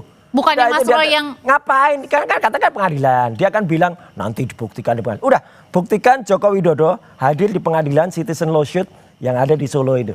Kemarin nggak datang. Jadi artinya sampai kapanpun tidak akan kecuali dia datang. berkata oke, saya mengakui ijazah ini 99,9% palsu, clear. Terbalik-balik. Udah jelas, bukan terbalik. Dunia ini Bisa dibuat ilmiah. Mas Roy. Ya, itu udah ilmiah. Dan tapi untuk fair gini ya, daripada nanti orang lain mengatakan orang lain. Egy Sujana, buktikan ucapanmu siang hari tadi ya, setelah terbuka, bikin konferensi pers, kalau perlu bikin eksklusif boleh lah gitu, atau dengan TV lain gitu, ngaku pertemuan itu kemarin dia dulu siapa. Sebutkan juga kalau Anda tadi mengatakan ada 2 polisi aktif, sebutkan siapa polisi aktifnya. Dan itu supaya Pak Prabowo juga tahu, Pak Kapolri juga tahu. Tidak boleh itu. Emang benar ada yang datang, Bang? Nah, makanya itu. Nggak itu kan boleh informasi itu. Mas Roy. Dari Seandainya pun ada polisi uang, itu rumah mantan presiden. Nggak boleh yang polisi yang lagi nangani perkara ikut datang. Harus ada tetap pengawalan. Pengawalan kepada Pak Jokowi dalam apa kurangnya konteks Kompol Syarif? dalam konteks Ya kan? sebagai mantan presiden ya. Oke, ada Kompol Syarif privilege pengawalan. Satu. Tapi kenapa harus polisi yang menangani ini perkara? kan, suka nggak suka Mas Roy, Iya. ini kan bagian dari satu proses kasus ya. Mas Egy dan kawan-kawan termasuk Mas Roy itu kan sebagai terdakwa. Salah. Apa itu tersangka. Belum dan teman-teman yang lain itu terlapor tadi. Masih 7 orang itu. tersangka. Nah, kemudian Pak Jokowi ini sebagai pelapor kan. Nah, dua orang yang berhadapan ini bertemu kan bisa saja terjadi sesuatu sehingga antisipasi kepolisian nggak boleh polisi yang lagi nangani perkara itu untuk hadir di situ. Jelas itu Coba kalau pelanggaran. orang lepas kendali emosi. Oh iya. Ya kan ada Kompol Syarif dan kawan-kawan. Ada betul. Tapi yang jelas gini. Nggak ada salahnya sama sekali kepolisian hadir di situ. Nggak Kalau ada. polisi yang nangani perkara jauh-jauh. Polda, saya dari Polres Surakarta. Lagi loh, nggak apa-apa. Poltabes Surakarta silahkan. Ya. Tapi kalau misalnya tiba-tiba yang dipertanyakan karena dari Polda yang menangani. Tapi yang jelas gini. Kenapa kita setuju? Kenapa setuju ya dari Egy? Sebaiknya apa? Supaya tidak ada cerita ke belakang itu kan berkembang-kembang. Terus kemudian ada cerita soal cair-cair. Nah makanya supaya Egy bisa menunjukkan. Perjelas cair. Makanya supaya perjelas cair kan. Jangan sampai dia kemudian dituduh terima uang haram nih. Nah, apalagi nih anti uang haram. Jadi harus anti uang haram. Aduh. Ya, anti uang. Jadi supaya dia tidak dituduh begini. Egy harus cepat lah. Maksudnya anti uang haram gimana? Uang haram ada tuduhan itu. Ini bahaya nih. Jangan sampai jangan sampai Mas Roy menuduh seolah-olah supaya tidak ada Egy itu dapat duit. Wah, ini bahaya. Makanya supaya Egy sudah tidak dituduh dapat gibah uang haram. Itu cair. Ini udah beredar nih sekarang. Oke, Egy segeralah. Tapi yang dulu jelaskan saja. Salah Segap minta. Makanya Faisal juga jelaskan. Rekening Mas Roy diaudit atau rekening semua orang diaudit. Berarti ada juga Bang. gitu ya? Enggak ada, silakan aja. Silakan bongkar gitu loh. Kenapa jangan sampai ada uang haram. Dipertanyakan juga kenapa enggak harus dilakukan. Pertama, pertemuannya harus dilakukan secara tertutup. Nah, itu saya nggak tahu nih, ini diam-diam atau enggak. Dan kedua kenapa? Aneh itu. Kenapa tidak? Makanya ada polisi kan ini tadi sendiri ngomong. Ada polisi kan. Ada polisi berarti juga ada saksi. Kan? Polisi jangan yang menangani perkara. Kemudian ada teman-teman relawan, teman-teman saya ada ya. Kemudian yang berikut, ini kalau tadi, ini saya jahit lagi kembali. Kalau ada sekarang yang berkembang di publik bahwa ada orang besar, ada duit di belakang itu. Nah ada duit itu jangan sampai ada ini anti uang haram. Kata Faisal Segap, cek rekening Mas Roy bilang nggak ada ini nih. Kemudian Mas Roy mengatakan ada duit haram ke siapa nih Mas? Ya makanya jangan sampai ada tuduhan uang haram. Mungkin karyawan Jokowi itu pada terima semua itu. Siapa? Oh, iya. Kita ini bergerak dalam idealisme. Mana ada bergerak? Enggak ada itu. Ada orkestrasi kayak gitu bergerak. Kita ini bekerja atas dasar idealisme sebagai anak-anak bangsa yang salut pada visi misi seorang Jokowi dan kerja politik Jokowi yang untuk republik ini. Kalau gitu balik lagi, kenapa enggak Mas Egy langsung lakukan konferensi pers? Umumin ke publik bahwa apa yang dilakukan minggu depan. Ya tapi kelamaan nggak Bang? Mas Roy kan udah dijanjiin juga Mas Egy katanya minggu depan. Tapi kelamaan ini harus. Memang pada Kompas TV juga bilangnya seperti itu. Tapi pertanyaannya kenapa tidak disegerakan saja kan? Setuju. Enggak tahu lah itu kenapa. Yang lebih tahu mungkin temannya nih, sahabatnya. Oke, Bang. Minimal sahabatnya nih Mas Roy. Kalau gitu ketika kemarin Bang Egy, Bang Damai sudah pergi Solo jauh-jauh. Harusnya Mas Roy ke sono juga. Mas Roy gimana? Ngapain Jokowi harus datang ke sidang di Pengadilan Negeri Surakarta CLS. Itu aja. Pasti maafin. Ngapain? Maafin. Apanya? Enggak ada butuh maafnya dia. Dia harus minta maaf ke rakyat. Minimal dia harus minta maaf ke Pengadilan Negeri. Siapa yang korban, siapa pelapor, siapa yang tersangka. Kita ini korban kriminalisasi dari Jokowi. Bagaimana udah jelas kalau itu udah ada korban. Kalau kriminalisasi sudah pasti SP3 ya. Makanya kita tunggu aja udah. Alat bukti 700 Jokowi minta maaf ke rakyat. Saksi ahli 20 dan dia datanglah lebih. ke pengadilan. Saksi-saksi 120 lebih. Damai hari lebih. Mana dan itu kriminalisasi? Egy Sujana kemudian datang menjelaskan kepada rakyat supaya tidak berkembang gibah-gibah sampai ke tuduhan uang. Ada duit ya? Jadi artinya memang berarti ada orang besar. Ada orang besar. Tidak ada pecah kongsi. Dari dulu kami memang nggak pernah sekongsi. Berarti ada duit di belakang orang besar itu ada ya? Gak tahu ada di belakang orang cungkring mungkin yang ada. Di belakang orang cungkring, di belakang orang kurus. Ini tuduhan ke Mas Egi. Nah, kalau saling tuduh menuduh itu apakah tidak sebaiknya juga Bang David nih dalam acara program Sapa Indonesia Malam juga meminta untuk Mas Roy ya udah ketemu aja minimal dulu gitu. Ya Jokowi minta maaf ke rakyat lah. Saya dampingin kalau mau. Benar, saya janji loh. Gak ada legal standingnya. Anda punya percaya diri depan Pak Jokowi dan saya yakin Pak Jokowi akan memaafkan. Jokowi harus minta maaf ke rakyat. Karena hukum itu di luar ranah Pak Jokowi kan. Dan sama kasihan, dengan Mas Egi. kita semua kasihan dimaafin, ya. Tapi dengan Pak Jokowi bilang ya soal hukum saya dengan nggak tahu. Jokowi, kasihan juga dengan di luar Egi dan kasihan dengan Damar. Udah, kenapa malah melakukan praktek yang menurut saya nggak bagus kayak gini? Kita semua menertawakan kok itu apa yang dilakukan Egi kemarin sama DHL. Oke, jadi artinya di sini tetap Mas Roy berkeyakinan bahwa tetap tudingannya Mas Roy adalah ijazah Pak Jokowi tidak asli. Dan dia minta maaf ke rakyat. Bang Egi juga udah pergi ke sana. Ya silakan Egi buktikan depan persidangan nanti kan. Ini kan tinggal Jokowi harus hadir di sidang tunggu dari kejaksaan aja kan. Jokowi sidang di LS tanggal 13 atau tanggal 20 masuk Januari ini. Sesi persidangan. Oke, dan kemarin juga kan Mas Roy juga sebenarnya melaporkan ya. Oh iya, ada akun-akun. Apakah itu termol itu? Ya, itulah efek domino karena Mas Roy dan kawan-kawan masih dibiarkan berkeliaran di luar. Akhirnya ada turunan-turunan yang dilakukan oleh Mas Roy. Melaporkan lagi membuat kekisruhan baru. Kenapa Mas Roy? Kenapa biarin aja? Harusnya duduk manis. Enggak lah, mereka itu jelas-jelas jahat. Kisruh membuat hoax. Dengan nuduh ijazah saya palsu, udah saya terlibat dalam hambalang. Nggak boleh kayak itu. Saya jelasin dikit itu spin. Dikit aja. Nggak usah, Anda kan tidak terima saya tuntut. Kalau saya tuntut ya nggak usah. Udahlah nggak usah, nggak butuh penjelasannya. Nggak usah butuh penjelasannya, nggak usah. Yang penting Jokowi harus minta maaf ke rakyat. Nama Mas Roy di ijazah dengan KTP beda. Nah seperti yang Mas persoalkan Mas Jokowi, Pak Jokowi. Loh KTP beda. Itu ada penjelasannya jelas. Ada nama ini loh. Loh iya, itu sudah ada keterangannya sangat jadi jelas. Jadi nggak bohong teman-teman itu mengatakan. Ada mereka nuding ijazahnya palsu, itu yang bohong. Pemalsuan dokumen. Enggak, itu yang salah. Makanya salah. Karena mereka beda. Mereka beda tuh boleh Mas Roy bisa menuduh Pak Jokowi palsu hanya karena ada keterangannya. Katanya fotonya nggak ada. Loh, kalau itu jelas. Loh ini beda nama kok. Beda nama ada penjelasannya resmi. Nggak boleh asumsi. Dan itu tuduhan. Itu hipotesa Mas. Itu tuduhan. Enggak, bukan dugaan. Bukan, itu tuduhan. Bukan menuduh loh. Oh, udah tuduhan, sudah jelas itu udah dianalisis. Itu hipotesa. Tapi nggak dibiarin. Kenapa nggak dibiarin aja Mas Roy? Artinya adalah tetap fokus aja ke tudingan Mas Roy sendiri. Karena mereka melakukan spin. Mereka udah melakukan spin, mau membelokkan ijazah palsunya Jokowi dengan saya. Konyol kan, kemudian membuat saya hambalang. Konyol, nggak usah diwakili. Udah ya diwakili mereka gitulah. Mereka sayang mereka Mas Roy supaya Mas Roy tenang. Yang penting gini, kausa primanya itu Jokowi yang harus bertanggung jawab. Itu aja udah. Baik, jadi intinya supaya Egi juga dengan DHL tidak dituduh terima ini. Tapi ini luar biasa loh. Mas Egi dituduh katanya ada duit haram buat ini. Iya makanya supaya tidak ada tuduhan itu. Berarti ada orang besar, ada pemodal di belakang itu. Wah itu cungkring itulah. Berarti artinya di sini Mas Roy juga menegaskan bahwa tidak akan pernah menemui Pak Jokowi seperti dia menemui rakyat, dia datang di sidang pengadilan. Oke, kalau Pak Jokowi yang harus menunggu Mas Roy. Minta maaf lah, tak dampingin. Oke, sudah kita tangkap pesannya. Mas Roy terima kasih, Bang David terima kasih. Tunggu ya di sidang. Terima kasih Mas Badre. Mbak Adre, makasih.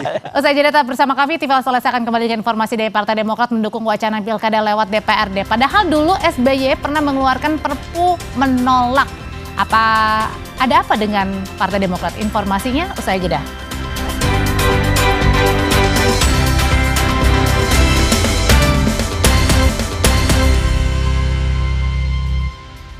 Saya Tifal Solesa melanjutkan Sapa Indonesia Malam, Saudara. Wacana pilkada yang kembali dipilih oleh DPRD makin menguat dengan datangnya dukungan baru dari Partai Demokrat yang menegaskan sejalan dengan Presiden Prabowo Subianto.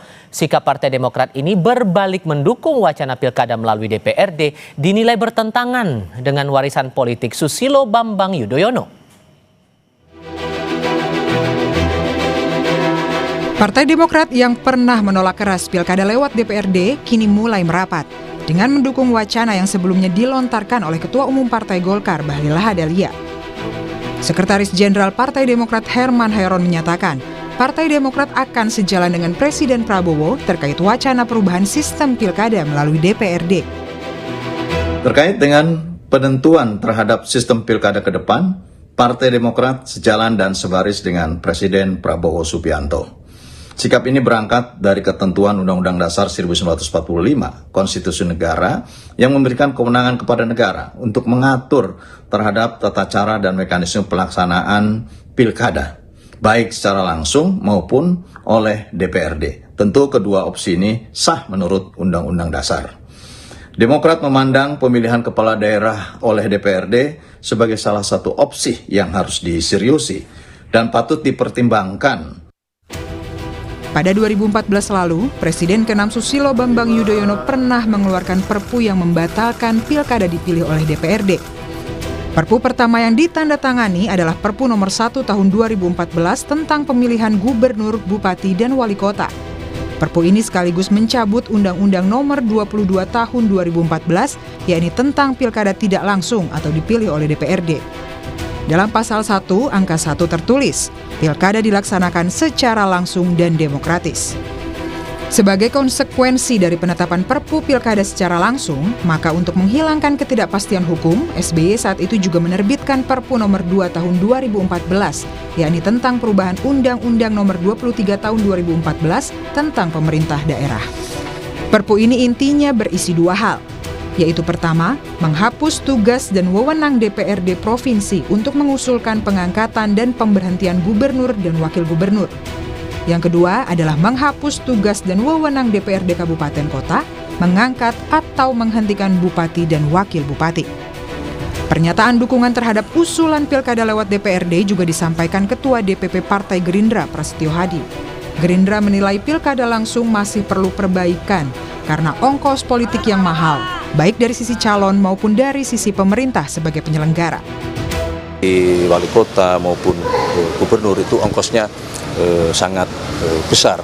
Belum dari sisi negara ya, dari sisi negara dalam hal ini mengenai pembiayaan. Nah inilah yang kemudian kalau kajian di kami internal Partai Gerindra, kami memang terus terang salah satu yang mengusulkan atau berpendapat bahwa kita berkehendak untuk mengembalikan sistem pemilihan kepala daerah itu melalui mekanisme di DPRD. Dengan konfigurasi mayoritas partai di parlemen, arah perubahan undang-undang praktis berada di tangan elit partai. Pilkada langsung memungkinkan masyarakat memilih kepala daerah yang memiliki kedekatan dengan kebutuhan rakyat. Dengan wacana kembalinya pilkada melalui DPRD, tentunya akan kembali menuai polemik baru. Tim Liputan, Kompas TV. Lalu, apakah perubahan haluan terkait pilkada lewat DPRD yang dilakukan Demokrat ini akan meyakinkan partai lain untuk sama-sama mendukung wacana pilkada tidak langsung? Kami akan diskusikan ini bersama dengan para narasumber. Bergabung saat ini Syarif Hasan, anggota Majelis Tinggi Partai Demokrat, dan Yunarto Wijaya, Direktur Eksekutif Carta Politika. Selamat malam semuanya dengan Tifal di sini. Selamat malam Mas Tifal, Pak Terima kasih sudah bergabung bersama kami dalam diskusi malam hari ini. Pilkada langsung ini kan bisa dibilang sebagai legasinya Pak SBY saat menjadi presiden, Pak Syarif. Cuman sekarang Partai Demokrat berubah haluan mendukung pilkada tidak langsung, pilkada lewat DPRD. Sebetulnya di alam pikirannya teman-teman Demokrat ini, realita apa yang menghantam sehingga rasa-rasanya pilkada langsung udah nggak relevan lagi sekarang dan akhirnya pilkada tidak langsung saja? Mas Tufal, jadi sejak keluar Perpu tahun 2014 yang menganulir tentang pemilihan secara tidak langsung gubernur dan bupati, maka kami di sisi lain juga melakukan analisa dan pengamatan apa sih sebenarnya keuntungan daripada pemilihan langsung itu dan apa sih kelemahan yang terjadi. Nah, kalau keunggulannya memang kita sudah tahu bersama, yaitu kita menegakkan demokrasi yang merupakan hak rakyat yang harus kita junjung tinggi, dan itu saya pikir salah satu terobosan di negara kita. Nah, tetapi dampak daripada yang terjadi adalah terjadinya kualitas daripada demokrasi itu sendiri. Nah, selama sampai dengan tahun 2024 kemarin, kami mengamati bahwa biaya politik atau biaya pilkada secara langsung ini sangat luar biasa, baik dari sisi calon maupun dari sisi anggaran pemerintah. Nah, kalau ini diakumulasikan, sudah terlalu banyak anggaran yang sangat dibutuhkan dan transparansi sangat diragukan. Tapi begini Pak, sorry saya potong. Kalau kemudian urusannya soal politik uang seperti beberapa partai lain juga membuat alasan sedemikian, ini muncul juga pernyataan dari Partai Golkar, Pak Sarmuji, Sekjen Partai Golkar, walaupun kemudian pilkada lewat DPRD, Golkar juga mendorong paslon tetap harus kampanye ke masyarakat. Ya ujung-ujungnya duit lagi kalau tetap ada kampanye. Iya, tetapi tidak sebesar dengan kalau pilkada secara langsung. Itu sangat terbatas dan bisa dikontrol. Nah, inilah yang mendasari kami menelaah bahwa sebenarnya tujuan daripada pilkada langsung adalah kita mengutamakan demokrasi. Kita memprioritaskan demokrasi, hak rakyat. Namun di sisi lain banyak kendala-kendala yang kita hadapi, antara lain biaya. Nah, yang lain lagi adalah akibat daripada biaya yang tidak terkontrol tersebut. Akibatnya adalah kita bisa melihat banyak pengalaman bahwa setelah terpilih banyak kepala-kepala daerah yang mengalami batu sandungan. Oke. Nah, ini yang menyebabkan kualitas daripada demokrasi itu semakin menurun. Oke. Nah, ini yang kami khawatirkan. Nah, oke, sorry saya tahan dulu di situ. Saya kasih giliran ke Mas Toto sekarang. Mas Toto, cukup beralasankah kemudian Partai Demokrat berubah haluan dan awalnya menginisiasi pilkada langsung menjadi tidak langsung? Sejarahnya Pak Syarif ini sangat tahu ya. Saya ingat sekali Pak Syarif itu saat itu adalah ketua harian. Pak Syarif pasang badan dari statement yang dikeluarkan oleh Pak SBY, bahkan sempat keluar statement kami siap menghadapi KMP untuk mempertahankan Perpu. Nah, kita bedah nih Mas Tifal, apakah masih berlaku atau tidak statement Pak SBY yang saat ini masih jadi Ketua Majelis Tinggi? Pak SBY saat itu pasang badan untuk demokrasi, untuk pilkada langsung. Karena alasan yang menurut saya sampai sekarang masih bisa berlaku. Pertama, Pak SBY mengatakan kita ingin mempertahankan demokrasi karena ada keterwakilan dan hubungan dengan masyarakat langsung. Yang kedua, Pak SBY mengkaitkan dengan yang namanya ini linier dengan pilihan kita terhadap sistem presidensial. Ketika kepala pemerintahan atau presiden dipilih langsung, ya sudah pasti kepala daerahnya dipilih langsung. Saya tidak melihat itu berubah saat ini. Kecuali jangan-jangan partai-partai ini kemudian ingin mengubah sistem pemilu presiden untuk kemudian dipilih juga oleh parlemen. Saya hanya menyitir apa yang diungkapkan oleh Pak SBY. Yang kedua, saya pikir Pak SBY itu ketika dilihat legasinya adalah akhirnya mengeluarkan Perpu tentang pilkada langsung, Pak SBY sendiri itu adalah produk presiden pertama yang dipilih oleh sistem presidensial pemilihan langsung. Pada titik itu menurut saya kenapa SBY sangat pasang badan dengan konsep pilkada langsung. Menjawab apa yang dikemukakan oleh Pak Syarif dan saya pikir sejalan dengan statement dari masing-masing mendukung pilkada RD gitu ya. Ya, Mas Toto. Ya. Oke, boleh dilanjutkan. Ya, terkait dengan money politik yang selalu diutarakan. Kita tahu Mas Tifal bahwa yang namanya money politik itu kan ada pemberi, ada penerima. Lalu bagaimana logika dari para elit yang dihukum adalah penerimanya saja, masyarakat dengan diambil haknya. Pemberinya yang adalah para calon, partai, lalu apa hukumannya? Kalau kemudian logika itu juga dipakai, Mas Tifal, pertanyaan saya kepada para elit itu adalah, apakah dalam pilpres, dalam pileg, money politik tidak terjadi, lalu kemudian apakah kita harus membubarkan pileg, lalu kita kemudian membubarkan pilpres juga dalam konteks pemilu langsung, kan nggak bisa. Sehingga menurut Anda apa di balik posisi Demokrat yang berubah ini, ada apa? Kalau yang namanya Gerindra konsisten dari 2014 ketika terjadi situasi ini, yang tidak konsisten, kalau betul ya, ini kan sebenarnya belum diambil keputusan, adalah PKB dengan Demokrat. Dan ini kan selalu kalau kita mau berspekulasi, saya anggap deh bentuk keterpaksaan dari posisi Demokrat yang sekarang menjadi bagian dari pemerintahan Prabowo Gibran ketika resiko politiknya mungkin dianggap terlalu besar karena di situ ada ketua umum yang kemudian menjadi menteri. Moga-moga saya salah, tapi spekulasinya menurut saya kalau sampai Demokrat berani berbeda dengan sikap SBY yang menjadi legacy. Memang di situ mungkin ada sebuah pertaruhan besar. Mungkin Pak Syarif yang nanti bisa menjawab. Nah, Pak Syarif, betulkah ada keterpaksaan karena masuk dalam koalisi pemerintahan makanya harus sama satu suara? Enggak, sama sekali tidak ada. Ini berdasarkan analisa dan pengamatan dari Partai Demokrat itu sendiri. Jadi sekali lagi kita serahkan aja kepada DPR nanti bagaimana membahasnya, dan tentunya kita memberikan dukungan yang terbaik, yang mana yang dipilih. Tetapi satu hal lagi yang perlu kami ingatkan, bahwa perlu ada literasi kepada masyarakat, ya, bahwa alternatif yang dipilih nanti itu seperti apa. Nah, biarkanlah kita lihat respon masyarakat nanti bagaimana. Tetapi sekali lagi kita tetap committed untuk menegakkan demokrasi, hak rakyat tetap kita berikan. Tetapi yang kedua adalah kualitas daripada demokrasi itu sendiri harus menjadi prioritas. Nah, efisiensi dalam hal ini juga sangat perlu untuk dilakukan. Mengingat keterbatasan pemerintah juga sangat terbatas untuk mendukung pilkada secara langsung. Apalagi calon-calon yang maju itu juga transparansi di dalam melakukan kampanye kepada masyarakat ini agak sulit untuk dikontrol. Saya mau tahu juga begini, Pak Syarif. Kalau ada dorongan seperti ini, sudah ada perubahan sikap dari Partai Demokrat, sesungguhnya Pak SBY kah yang mendorong ini, atau siapa yang mendorong di internal Demokrat agar pilkada ini jadi tidak langsung? Kita jawab sebentar lagi, jangan kemana-mana.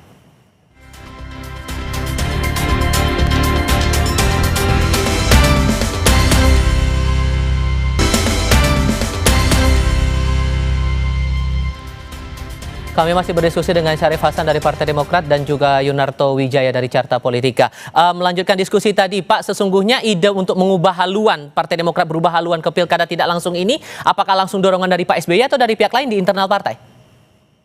Ini melalui satu komite yang seperti saya jelaskan tadi, ini kita kan melakukan kajian yang mendalam sejak tahun 2014.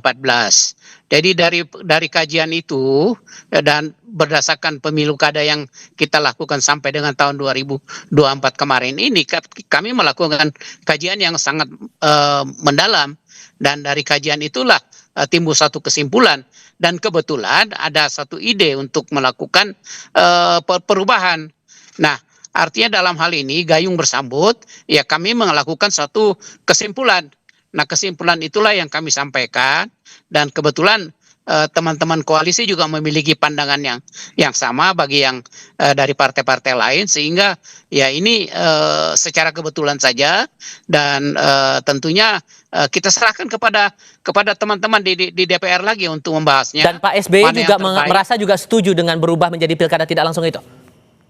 Ini domainnya dari pengurus harian, ya kan? Kalau majelis tinggi itu kan domainnya tentang 5 hal, yaitu menyangkut masalah pemilihan presiden dan wakil presiden, kemudian anggota DPR, pimpinan MPR dan pimpinan DPR, dan selain daripada itu ya semuanya diserahkan kepada DPP. Nah, sekali lagi ini adalah suatu keputusan partai yang tadi sudah dijelaskan oleh Pak Sekjen, dan tentu ini adalah merupakan salah satu juga langkah kami adalah kami menyerahkan sepenuhnya kepada masyarakat. Cuman begini Pak, kalau ngomong-ngomong soal masyarakat, ini ada 2 lembaga survei yang sudah mengeluarkan rilis datanya, respon masyarakat atas rencana pilkada tidak langsung itu. Di Litbang Kompas dalam rentang 83,5 sampai 85,1% berharap pilkada tetap berlangsung dengan sistem dipilih langsung oleh rakyat. Dari survei LSI dan IJA, 66,1% merasa tidak setuju kalau itu berubah jadi pemilihan lewat DPRD. Tidakkah itu dicermati juga oleh Demokrat? Ya begini, tentu harus ada literasi yang komprehensif dari teman-teman di DPR, bagaimana untuk meyakinkan pada masyarakat. Nah, kita harapkan mungkin dari sudut pandang anggota DPR yang nanti akan membahas undang-undang pemilu tersebut, akan terungkap bahwa sebenarnya yang terbaik yang kemana. Nah, kalau sekarang yang dilakukan oleh lembaga survei itu karena belum adanya literasi dari teman-teman anggota DPR, dan saya pikir itu paling penting. Itulah yang kita akan amati mudah-mudahan sejalan dengan apa yang akan disampaikan yang diputuskan oleh anggota DPR yang akan datang.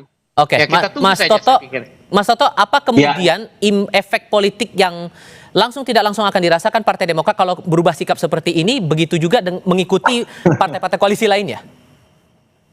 Dulu itu ketika 2014 terjadi peristiwa walkout oleh fraksi Partai Demokrat, itu sempat Pak SBY itu kemudian sampai dituduh macam-macam oleh sekian banyak pihak, dianggap Bapak pilkada tidak langsung dan lain-lain, dan Pak SBY langsung merespon dengan Perpu. Itu sebuah keberanian berpolitik yang menjadi legacy di akhir pemerintahannya. Dan Pak SBY sebagai seorang yang sangat intelek membeberkan penjelasannya lewat tweet, lewat konferensi pers secara lisan yang tadi saya sudah jelaskan itu masih berlaku. Saya berharap Mas Tifal ya, bahwa ini sikap dari teman-teman fraksi jangan-jangan belum sowan nih ke Pak SBY. Nah, kalau udah sowan jangan-jangan berubah lagi. Seperti terjadi pada 2014, ada perbedaan antara sikap walkout dari Demokrat dengan sikap yang kemudian diambil oleh Pak SBY yang akhirnya mengeluarkan Perpu dan membatalkan situasi itu. Dan saya pikir kalau kita bicara mengenai survei, menarik memang Mas Tifal ya. Ada tuduhan bahwa ketika ada survei keluar rakyat setuju dengan pilkada langsung, lembaga survei tentu saja setuju dengan pilkada langsung, nanti kerjanya hilang. Saya mendorong misalnya pemerintah membuat survei melalui lembaga yang dipimpin oleh misalnya oleh Muhammad Kodari, sehingga tidak dituduh punya kepentingan. Ini maksudnya apa nih? Silakan. Lo enggak, supaya kemudian kita bisa melihat secara objektif bahwa dari semua pihak risetnya apakah menyertakan hasil yang sama atau tidak. Karena kalau yang kemudian membuat survei adalah yang mengkritik, dianggap punya kepentingan. Saya ingin menjawab juga mengenai tadi pembiayaan. Money politik saya sudah jelaskan. Apakah kemudian disebabkan oleh penerima atau pemberi juga yang seharusnya dihukum. Tentang kos politik, ada yang mengatakan uangnya dibanding kita pilkada, misalnya 28 triliun plus 800 miliar dari APBD, lebih baik kemudian dipakai buat program-program yang lain.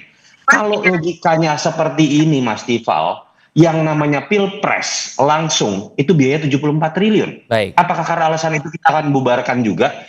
Jadi dari situ kita bisa melihatlah tidak ada alasan baru dan ketergesa-gesaan dan kebutuhan selain ini adalah sebuah pandangan yang menurut saya memang hitung-hitungannya adalah untuk kepentingan bagaimana pilkada ini akan dibuat menjadi arisan. Daulat rakyat yang akan diambil oleh daulat elit, dengan mudah mereka akan kemudian bisa memilih siapa yang diinginkan, dan tidak pernah ada partai yang berbicara mengenai kos politik dalam konteks biaya mahar yang jumlahnya itu luar biasa, karena kita tahu itu bukan dinikmati oleh masyarakat tapi dinikmati oleh partai-partai kalau benar terjadi. Pak Syarif, terakhir untuk Anda, karena yang sampai sekarang menyatakan menolak baru PDI Perjuangan. Apakah kemudian dari Partai Demokrat juga berupaya untuk lobby-lobby atau mungkin akan merangkul Partai Demokrasi Indonesia Perjuangan untuk ikut mendukung pilkada tidak langsung ini? Saya pikir masing-masing partai itu kan punya kebijakan sendiri-sendiri, dan itu sangat tidak etis rasanya kalau Partai Demokrat akan melakukan lobby untuk itu. Tetapi komunikasi itu memang perlu, tetapi sekali lagi kita menghargai independensi masing-masing partai. Saya pikir mudah-mudahan dengan demikian mana yang terbaik nanti ya kita tunggu saja.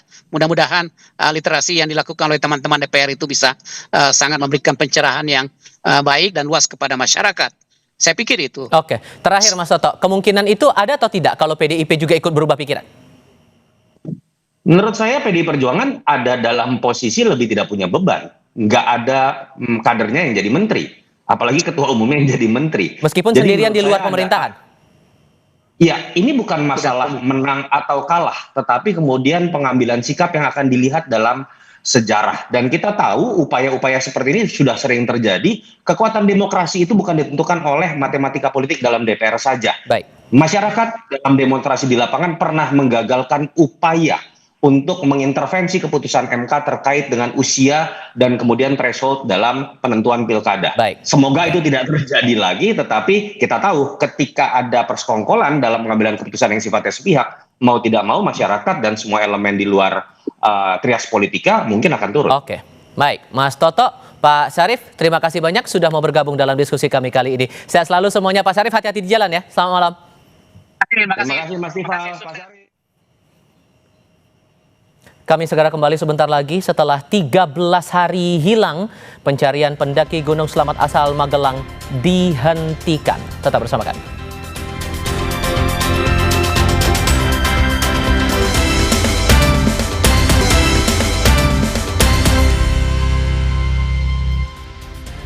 Saudara, tim SAR gabungan telah menghentikan pencarian pendaki Gunung Selamat asal Magelang Syafiq Ridan Ali Razan. Hingga Jumat siang atau hari ke-13 pencarian, korban belum juga ditemukan.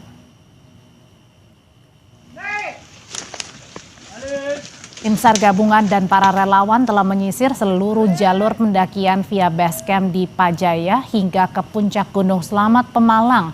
Seorang warga yang ikut mencari mengungkap medan terjal dan cuaca jadi kendala pencarian. Sebelumnya Syafiq Ridan Ali Razan hilang sejak 27 Desember 2025.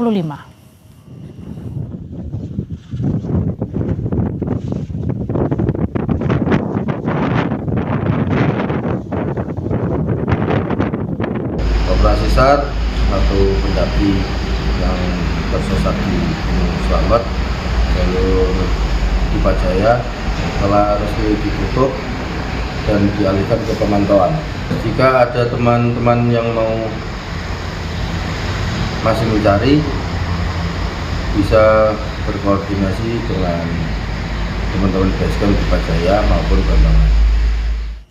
Meski demikian, sejumlah relawan dan warga sekitar masih berupaya mencari pendaki Gunung Selamat asal Magelang, Syafiq Ridan Ali Razan. Sementara keluarga yang masih menanti korban ditemukan menginap di rumah warga sekitar basecamp pendakian di Pajaya. Karena kemarin katanya ada ditutup ya, kemarin ya dengan inisiatif warga aja. Biasanya ada yang juga naik sukarela ya, sukarelawan ya memang. Ya masih memang dari kemarin juga sukarelawan itu. Ikut empati lah. Pada waktu hari Jumat pun ikut naik, berarti sekitar personil 23 orang yang naik ke atas. Disisir lagi hari keduanya sekitar 16 orang. Saudara, KPK menetapkan mantan Menteri Agama Yakut Khalil Qaumas sebagai tersangka dugaan korupsi kuota haji 2024. Juru bicara KPK Budi Prasetyo mengatakan selain Yakut, satu staf khusus di Kementerian Agama ikut terseret menjadi tersangka. Namun KPK belum merinci berapa kerugian negara yang ditimbulkan sebab masih dalam perhitungan Badan Pemeriksa Keuangan. KPK mengimbau Biro Perjalanan Haji dan Umroh serta asosiasi untuk kooperatif selama pengusutan perkara.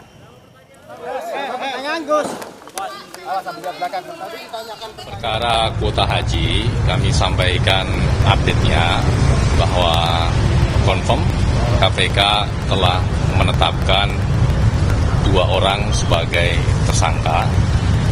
Yang pertama saudara YJQ selaku ex-Menteri Agama, dan yang kedua saudara IAA selaku staf sus Menteri Agama pada saat itu.